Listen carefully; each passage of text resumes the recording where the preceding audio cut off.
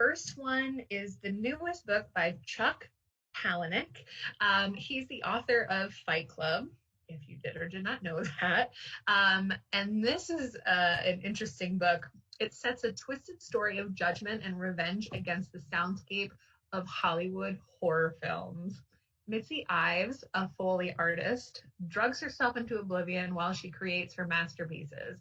Viewed by Hollywood insiders as the best in her field, Mitzi's life work is creating the perfect scream. There's also when I look up these summaries, they very rarely match up with what is inside, like the cover, but also there's also a guy who's trying to find his daughter Lucy after 17 years. So they kind of team up and try to figure out. This is a short read, and it's good.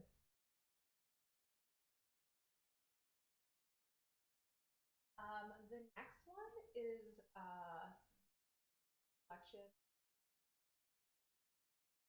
book club. His only wife, and it's been described as crazy rich crazy rich Asians, but like from West Africa. So this book is by Peace Adzo Mehdi, and it's a witty, smart, and moving debut novel about a brave young woman traversing the minefield of modern life with its taboos and its injustices, living in a world of men who want their wives to be beautiful, to be good cooks and mothers, to be women who respect their husbands and grant them forbearance.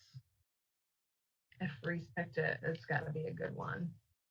Also not very long, just under 300 pages, but should be a good one. So if you want to jump on that bandwagon, come in today and grab this. Daughters of the Wild by Natalka Buren. I'm excited for this one. It takes place in rural West Virginia, and it follows Joni and her foster siblings that live on a farm tending a mysterious plant called the vine. The older girls are responsible for cultivating the vine, performing sacred rituals to make it grow. After Joni's arranged marriage goes horribly wrong, leaving her widowed with a baby, she plots her escape with the help of her foster brother, Cello.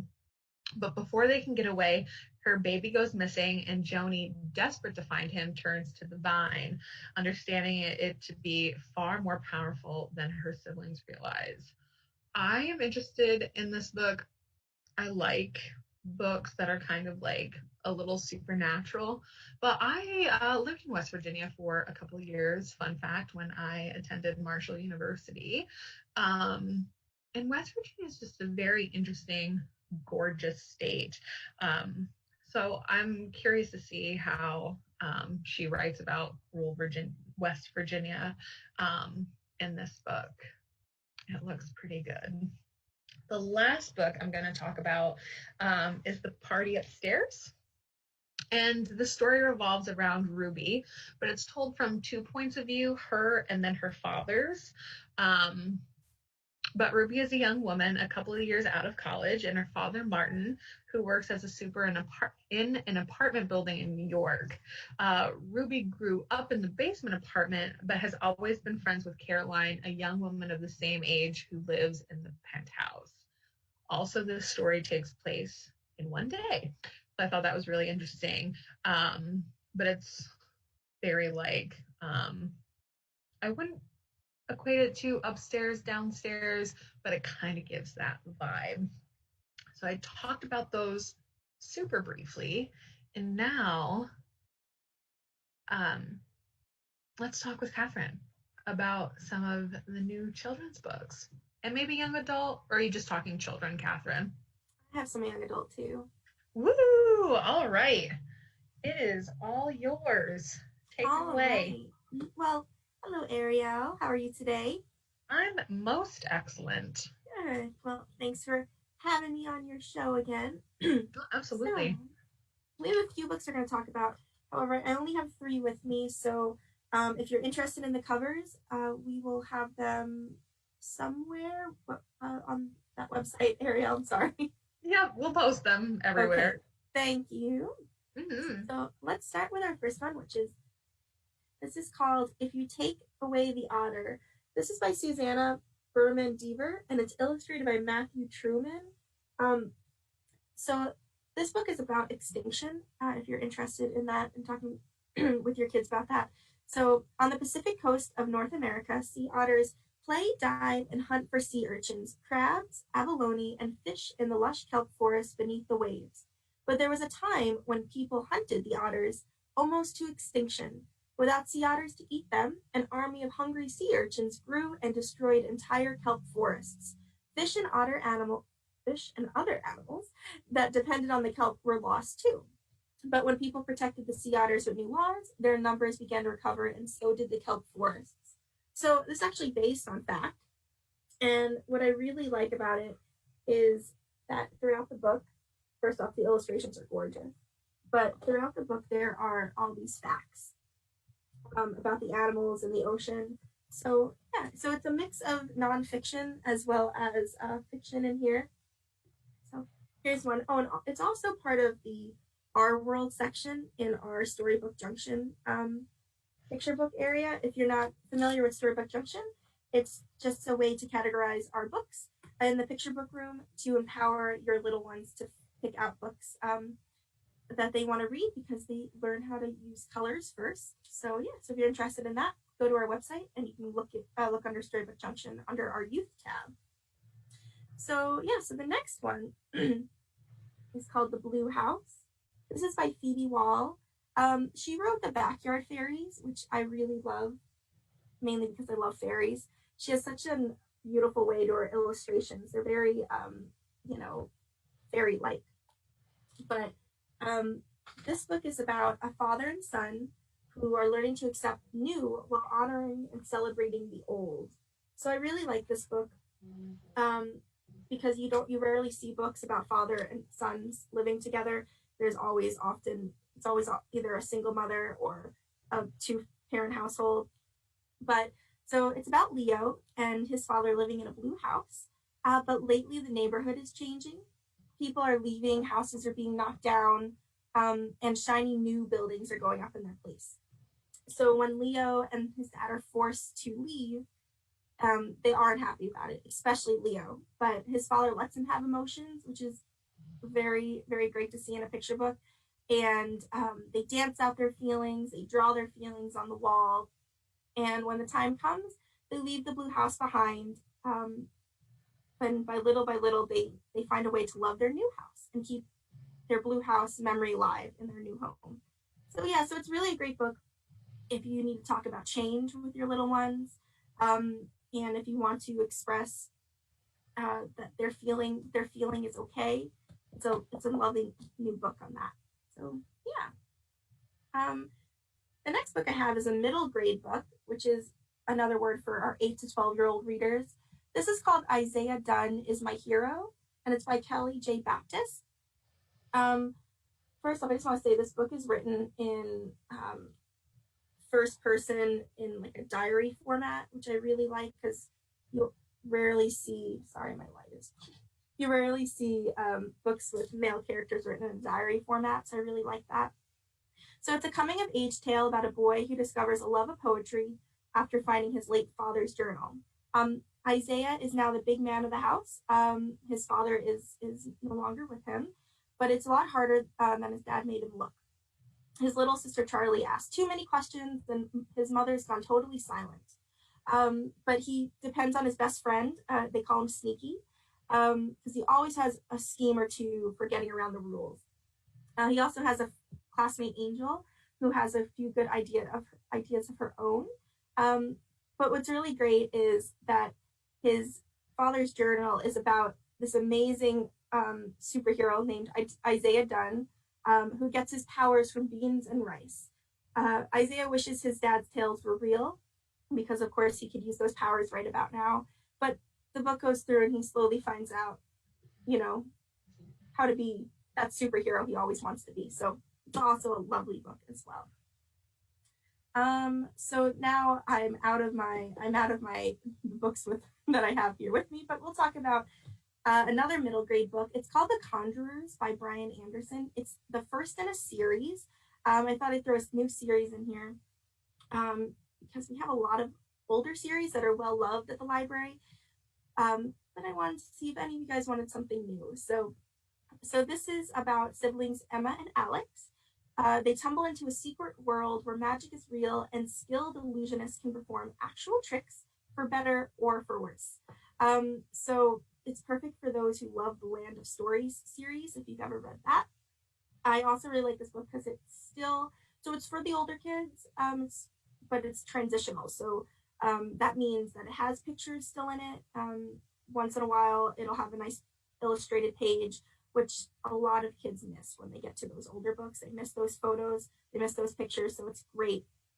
But it doesn't lose length, which is really nice. It's still a pretty long book if you want your kids to read a longer one.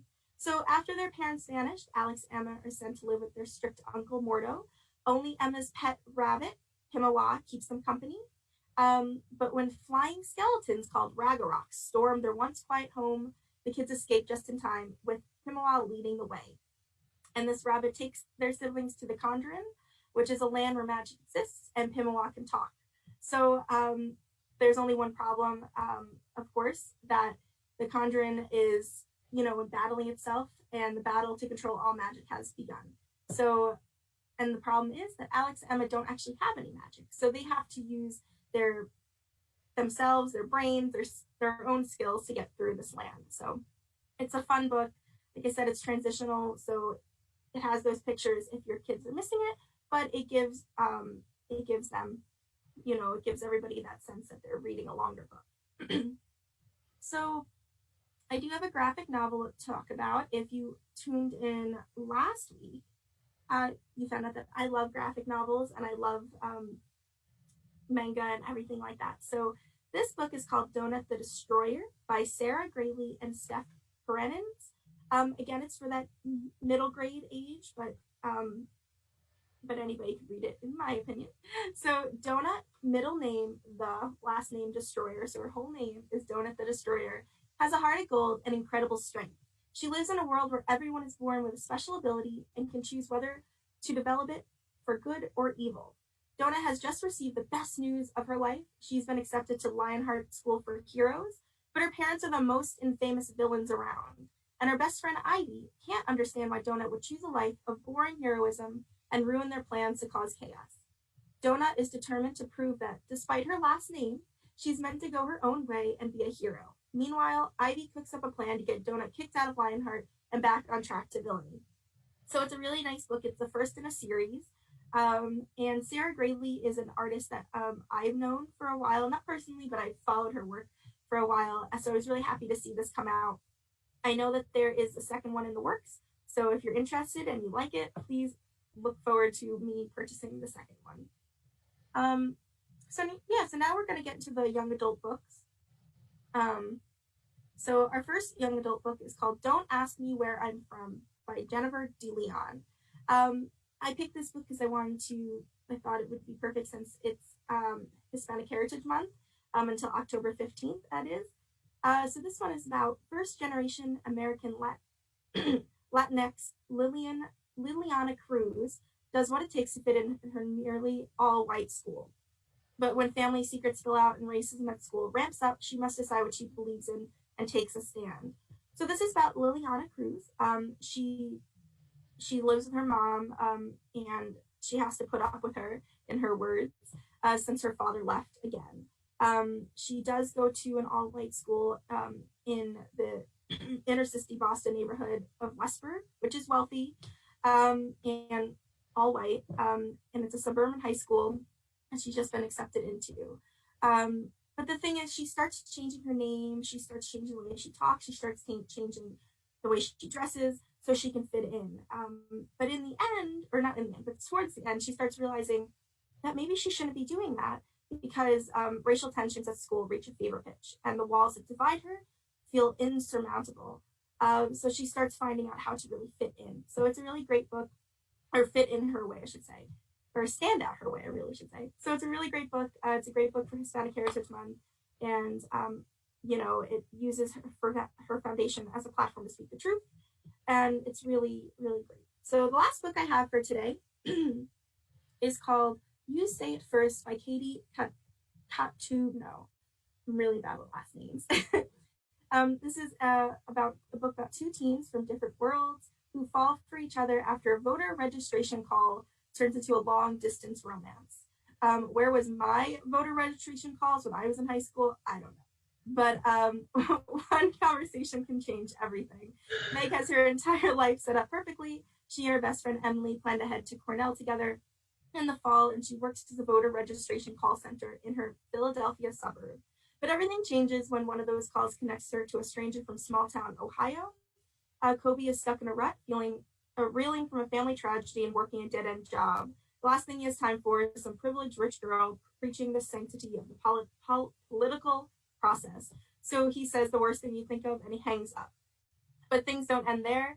The phone calls keep coming, and it's written in a way, it's one of those books written where one chapter is written by Meg, and then the next chapter is written by Kobe. So it goes back and forth, which I really like that because you get both perspectives really well.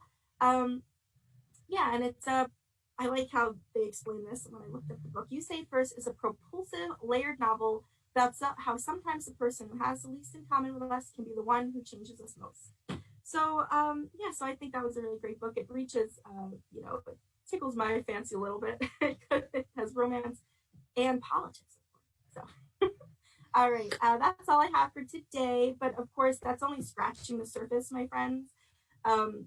We have so much more for you to enjoy and find new books at the Huntington Memorial Library. So, all right, take it away, Ariel. Thank you so much. That was so great. What was the name of that last book again? You Say It First. You Say It First. I love that. I didn't get any calls in high school either. Me either. You missed out. What a waste. Oh, wonderful. All right. So I don't remember if I mentioned this before, but Kathryn will be coming the first Friday of every month just to talk about everything youth new book related. So we look forward to that. Kathryn, thank you so much. Thank you, and have a great day, everybody. Oh, do you want to tell them about your story walk that you're doing this week? Yeah, of course. So next week we're having a story walk in the Huntington Park. We're going to be the book that's going to be outside. The way story walk works is there's going to be pages of a book on boards throughout the park, or on like yard signs, and the book is called The Old Lady Who Swallowed Some Leaves. And then after you're done going through and reading, it's a self-led program, so you just get to walk through. After you're done reading, there will be a take and make craft for you to take in the Huntington Memorial Library's vestibule, which is that room right before you walk up the stairs. Also, it'll be up from 9 a.m. to 6 p.m. Monday through Thursday, and Friday it'll be up from 9 to 5:30, and on until 4 o'clock on Saturday. So yeah, it's not you don't have to register. You can just come on by and enjoy it. So yeah, I hope to see you guys there. And there'll also be a take and make. Yeah, there will be a take and make. There will be a take and make craft in the vestibule. I'm sorry if you already said that. I was highly distracted by You're our fine. director. I was also distracted by Tina walking in. Wonderful. All right. So be sure to come and do that at your leisure next week. It should be really fun. Kathryn's been working really hard on this. So Kathryn's a very hard worker. Very hard. So appreciate that. Yes.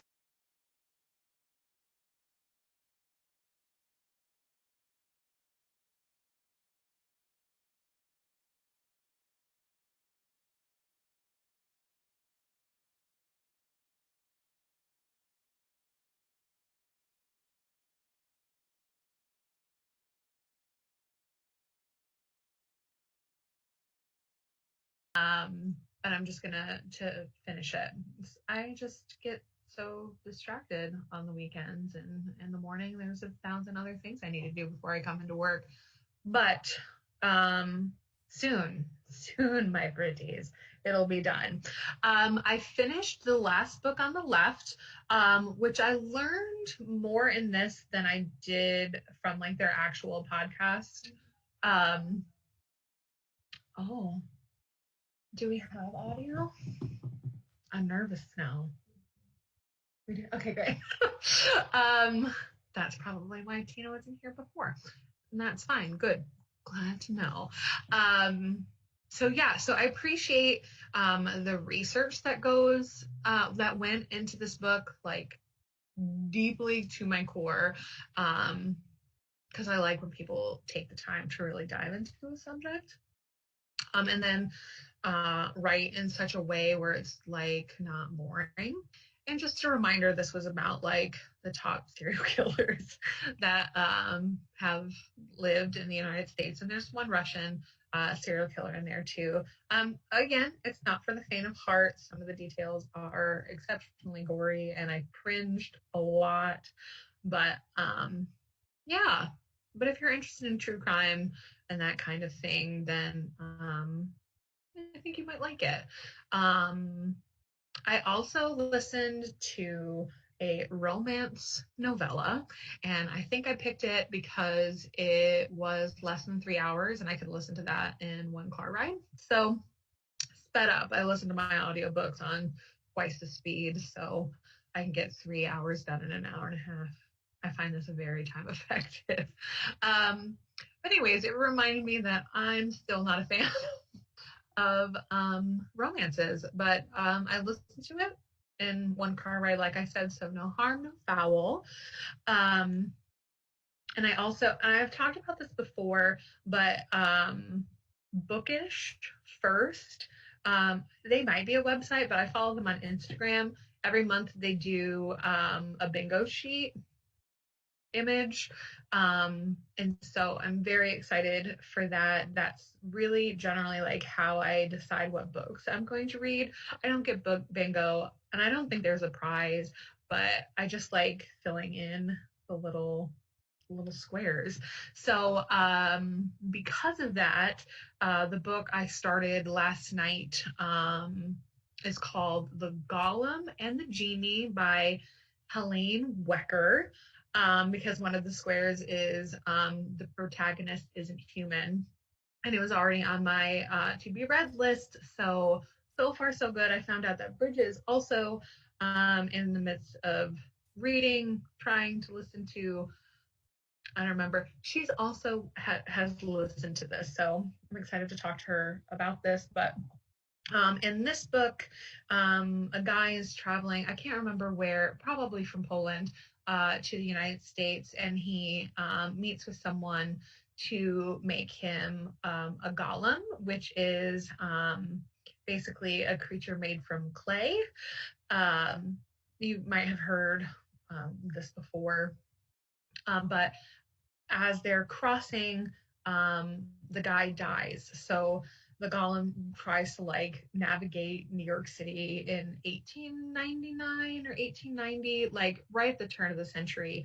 And then on the other side of the city, a guy discovers a genie while he is looking at this copper flask. So soon they're going to meet up and become friends and team up for something. I don't know what that something is, but something bad is going to happen. So I'm really, really interested in that. So I don't really have like a guest. Kathryn filled that today. Um, so I don't have an interview, but it is Banned Book Week. I am obsessed with Banned Book Week because I think it's so important that there is no censorship when it comes to what we read. So um, yeah, let me tell you a little bit about Banned Book Week and why it's so important. Mm-mm-mm. So Banned Book Week started in 1982, and it's held each year during the last week of September. It highlights the value of free and open access to information. You can talk to any librarian, most, I would say 98%, maybe 99. We are fierce, fierce guardians of free and open access. I will take to the streets because it's just so important for people to hear other stories and to be able to relate to a lot of these books and be like, oh, I do have a voice. There is someone out there that's like me. So when it was launched in 1982, it was in response to a sudden surge in the number of challenges to books in schools, bookstores, and libraries. Most of the books that are banned or challenged, there is a difference. Challenge just means it's brought up and they want to ban it, but it doesn't get banned. But sometimes books do, and it's usually found in schools and school libraries. Many of your favorites have been banned books. So I think we're going to have Bridget come on and talk about one of her favorite graphic novels, Fun House or Fun Home? Fun Home. She talked about this when she was on a couple of weeks ago, but I wanted her to talk a little bit about this one and another graphic novel because she has read them. So she can do them a little bit more justice. Bridget, thanks so much for popping on today. I appreciate it. Thank you. And I'm wearing my banned book mask. Shout out to my grandparents-in-law in Cooperstown for buying this for me. But here's my face. I have 2 sets of headphones in because I'm monitoring our audio because of the issues we've had. So yes, let's talk about Fun Home.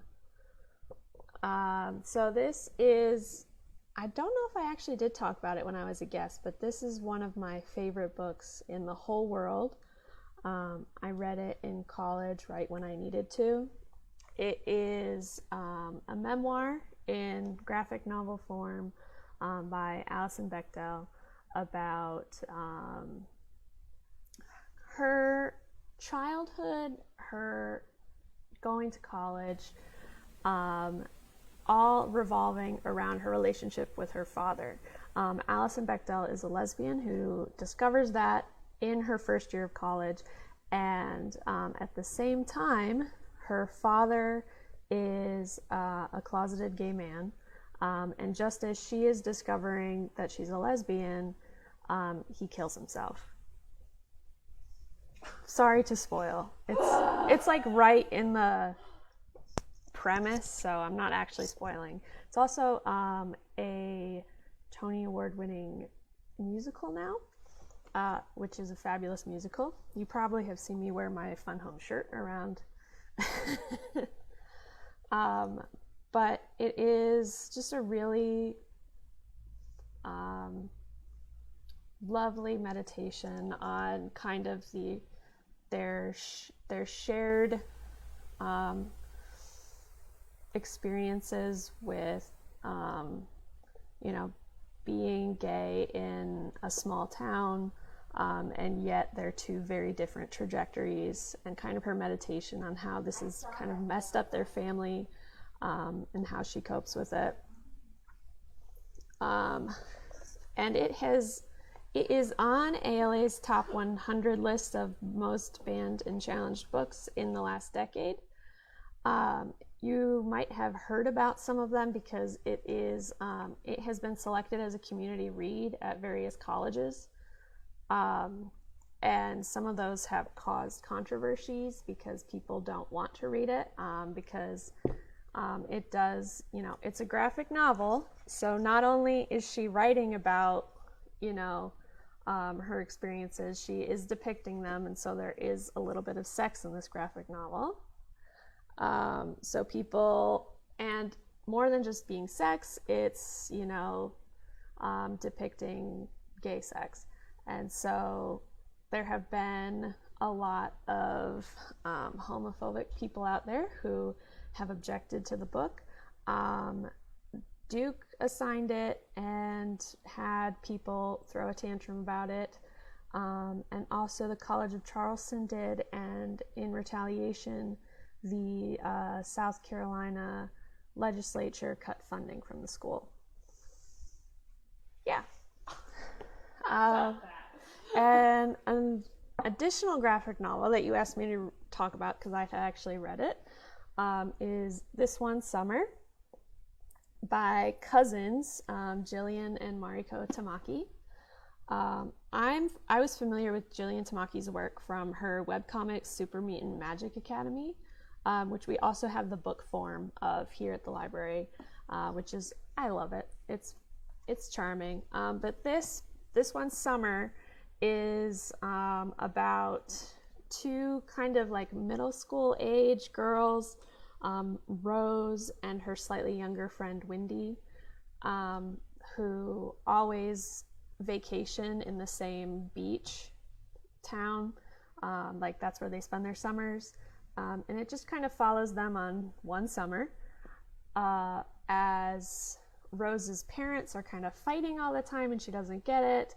And then also some local teens in the town have their own kind of problems that the girls are reacting to. One of the teenage girls gets pregnant and the father refuses to accept any kind of responsibility, and it ultimately culminates in a near tragedy. And it is a very emotional, touching book. I was surprised really that it's been banned in so many places because, well, not banned but challenged. It's also on ALA's 100 most of the last decade banned and challenged books, because there's nothing really explicit and it's just a lot of big feelings. And I really recommend it. It's a great book for kind of meditating on that time in your life as a girl when you're seeing older girls have, sex and have girl problems, and you're having these weird complicated feelings about, is that what growing up is going to mean for me? And complicated mom-daughter feelings. It's a good book. I would recommend it. Now I'm going to throw it back over to you.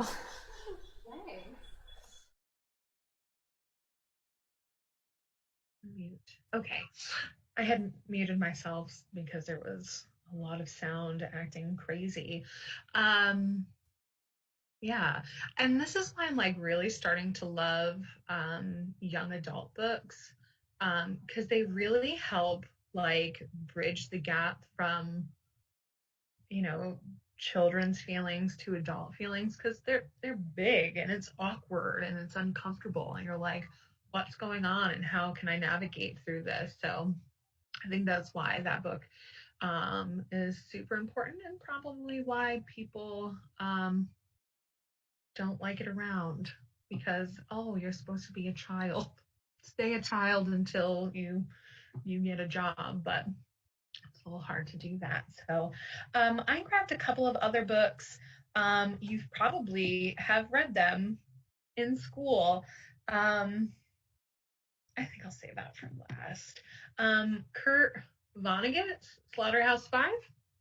This was banned many years in New York, Ohio, and Florida from 1975 to 1982 for its explicit sexual scenes, violence, and obscene language. People who did not like this book didn't like it because it was a response to war. Vonnegut was an outspoken pacifist and critic of the conflict, and Slaughterhouse-Five revolves around the willful incineration of 100,000 civilians in a city of extremely dubious military significance during an arguably just war. I'm going to guess that this is a response to Vietnam, but I could be wrong because I just saw Dresden and Germany in here, so maybe it's also World War II. When was this book written? 1953. 1969. So also, this is very short. You can get through it pretty quickly. We're in the middle of a banned book week challenge. Basically, we just encourage and invite you to read as many banned books as humanly possible in 2 weeks.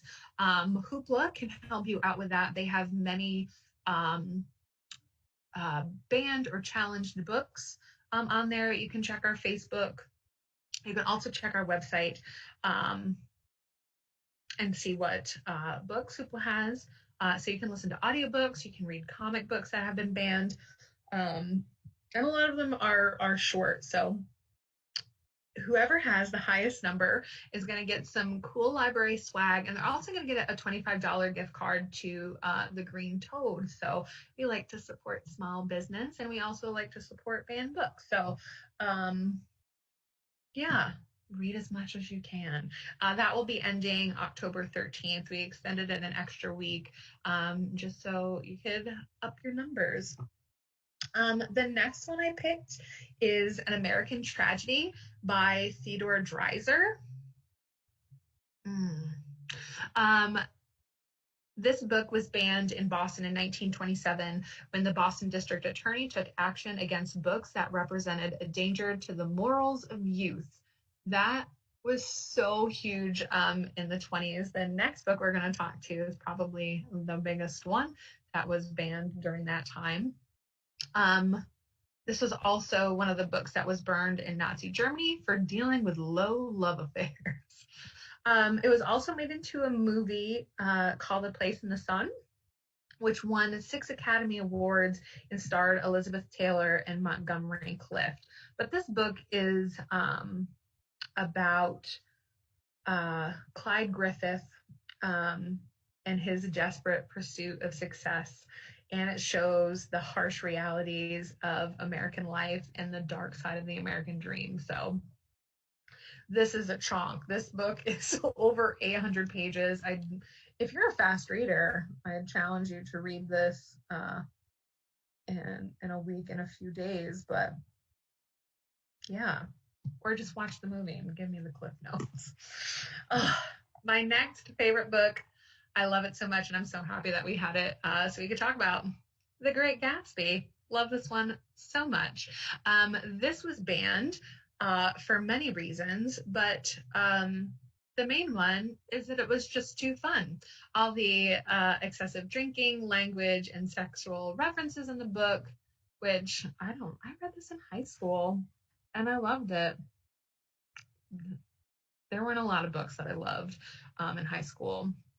But apparently I loved all the ones that people hated that I had read, because my other favorite book from high school is 1984, which is another book that was banned. So too much fun. If you want too much fun, read The Great Gatsby. I was talking to Bridget and Kathryn about this before, and this book has been challenged or banned from it's very as soon as it was published, and even till 2019.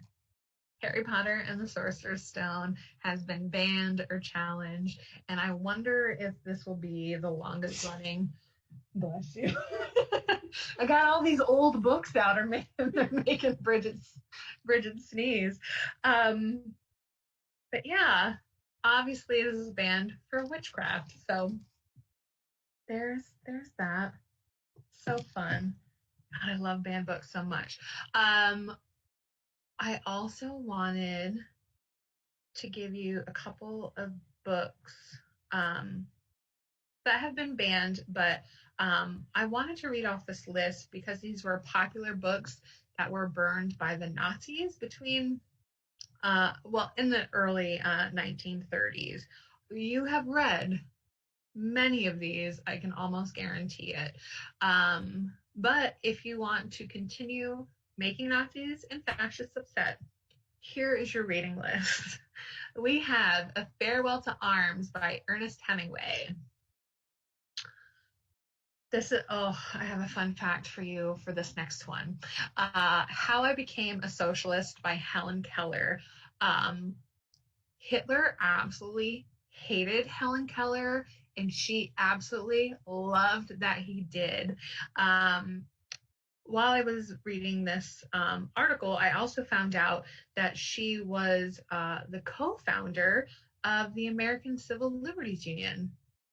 I did not know that, and I'm almost embarrassed that I don't, but it's fine. So she wrote How I Became a Socialist, and they hated that. All Quiet on the Western Front by Eric Maria Remarque. I always thought that Ernest Hemingway wrote that book, but I didn't. Anyways, as we know, it was originally written in German, and the book is penned by a German veteran of World War One, and he showed how German soldiers were physically and mentally stressed during the war, and needless to say, the Nazis didn't really like how that was portrayed. So other books that we have on this list is The Time Machine by H.G. Wells. He comes up a lot. War of the Worlds, also by H.G. Wells. The Sun Also Rises by Ernest Hemingway. You're starting to see a trend. Obviously, The Communist Manifesto by Karl Marx and Frederick Engels. And then The Invisible Man by, you guessed it, H.G. Wells. I have a few more fun facts. And then we'll end it with this. We won't have This Week in History. We're just going to do some banned book week fun facts. So America's first officially banned book was Thomas Morton's New English Canon, published way back in 1637. This was a 3-volume work collecting Morton's compassionate observation about Native Americans, along with a celebration of the beauty of the natural world and a stern satire of the Puritans. The top banned challenged book from 2009 was the entire Harry Potter series. The majority of book challenges are within schools and school libraries. The Lorax by Dr. Seuss was banned in Laytonville, California school districts on grounds that this book criminalizes the forestry industry.